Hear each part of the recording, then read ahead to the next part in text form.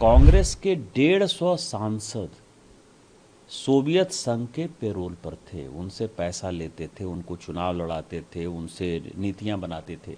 सुभद्रा जोशी जो कांग्रेस की कैंडिडेट थी 77-80 में, उसने तो 5 लाख रुपया जो है उस जमाने में लिया 77-80 में चुनाव लड़ने के लिए जर्मनी से, और बाद में 1980 में उसको जर्मन इंडो फोरम का जो है अध्यक्ष बना दिया गया। बिका हुआ जो है हमारा देश था गांधी फैमिली के नेतृत्व में। खरगे जी जो है ना, वो अब मैं आपको ये कह सकता हूँ कि कांग्रेस में उनको कोई पूछ नहीं रहा है।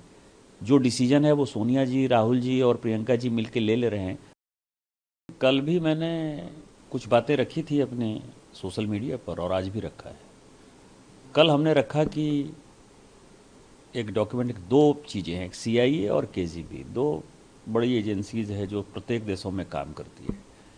CIA की डायरी जो उसने अमेरिका भेजी और मित्रोखेन डायरी जो KGB ने रूस में भेजी। दोनों ये कह रहा है कि HKL भगत के नेतृत्व में कांग्रेस के 150 सांसद सोवियत संघ के पेरोल पर थे, उनसे पैसा लेते थे, उनको चुनाव लड़ाते थे, उनसे नीतियां बनाते थे।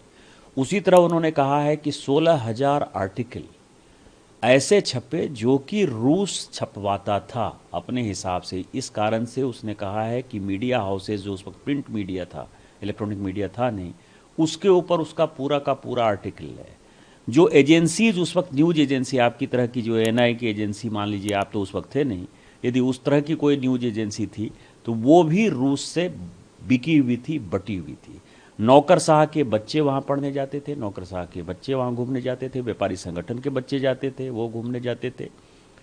और एक और बातें कही कि सुभद्रा जोशी जो कांग्रेस की कैंडिडेट थी 77-80 में, उसने तो 5 लाख रुपया जो है उस जमाने में लिया 77-80 में चुनाव लड़ने के लिए जर्मनी से, और बाद में 1980 में उसको जर्मन इंडो फोरम का जो है अध्यक्ष बना दिया गया। तो पूरा का पूरा यदि देखेंगे तो लगता था कि सोवियत रूस से बिका हुआ जो है हमारा देश था गांधी फैमिली के नेतृत्व में। और आज जो मैंने कही, कई एक लोगों को लगता है कि ये जो है CIA का डॉक्यूमेंट है, CIA का डॉक्यूमेंट है, CIA सोवियत संघ को बदनाम करने के लिए कहता है। आज जो मैंने कहा है, आज उससे भी इंपॉर्टेंट बात है। 10 मई 1979 को राज्यसभा के अंदर डिस्कशन होता है। जो US के एम्बेसडर हैं मिखलिन, उन्होंने एक किताब लिखी है। उस किताब में जिक्र करते हैं कि श्रीमती गांधी को 2 बार उन्होंने पैसा दिया। इसके ऊपर राज्यसभा में पूरा डिबेट होता है। और फिर उसी में मैंने जो है निक्सन और किसिंगर की जो फोन पर बातचीत है, उसमें जो पैसा देने की बात कर रहे हैं कि किस तरह से कांग्रेस को मैनेज किया जा सकता है, किस तरह से सरकार को मैनेज किया जा सकता है, ये बातें हमने कही हैं। ये सारी बातें अलार्मिंग है कि ये देश 1947 के बाद भी 2014 तक, क्योंकि इसी बीच में आपको पता है कि जब मनमोहन सिंह जी की सरकार बनी 2004 में, तो जो राव का एजेंट था, जो ज्वाइंट डायरेक्टर था राव का, रविंदर सिंह, वो भगा दिया गया और आज तक उसका आता पता नहीं चला। वो वाशिंगटन में जो है देखा गया। उसके बाद 2004 से लेकर 14 तक मनमोहन सिंह जी देश के प्रधानमंत्री रहे, क्योंकि वो ये सारे कारोबार करता था, कांग्रेस के सारे इशूज को जानता था। और जब कारण ये था कि RW में मेरे ही रिश्तेदार थे जो स्पेशल डायरेक्टर थे, अमर भूषण, उनको जो है पता चला, उन्होंने रविंदर सिंह को जो है जांचना जब स्टार्ट किया, तो जैसे ही ये सरकार बनी मई 2004 में, उसको भगा दिया गया।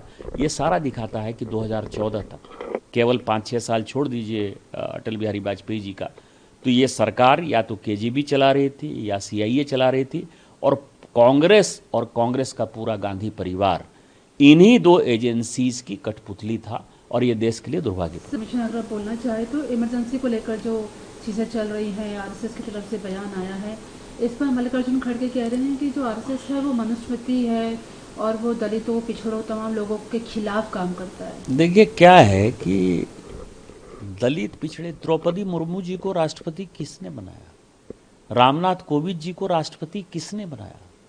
APJ अब्दुल कलाम जी को राष्ट्रपति किसने बनाया? आज भी ये सरकार यदि चल रही है तो इसमें OBC कितने हैं, शेड्यूल कास्ट कितने हैं, शेड्यूल ट्राइब कितने हैं? क्या आज़ादी के बाद मोदी जी के मंत्रिमंडल में जितने OBC, schedule caste, schedule tribe हैं, क्या आज़ादी के बाद कांग्रेस के शासन में रहा है? क्या उन्होंने मंत्रिमंडल में इतना प्रतिनिधित्व दिया है? क्या इतने राज्यपाल उन्होंने बनाए, इतने गवर्नर, मतलब राष्ट्रपति बनाए, उपराष्ट्रपति बनाए?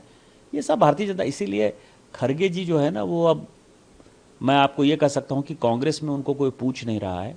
जो डिसीजन है वो सोनिया जी, राहुल जी और प्रियंका जी मिलके ले रहे हैं, तो अपनी फ्रस्ट्रेशन वो निकाल रहे हैं, इसके ज़्यादा मैं कुछ नहीं बोलूँगा।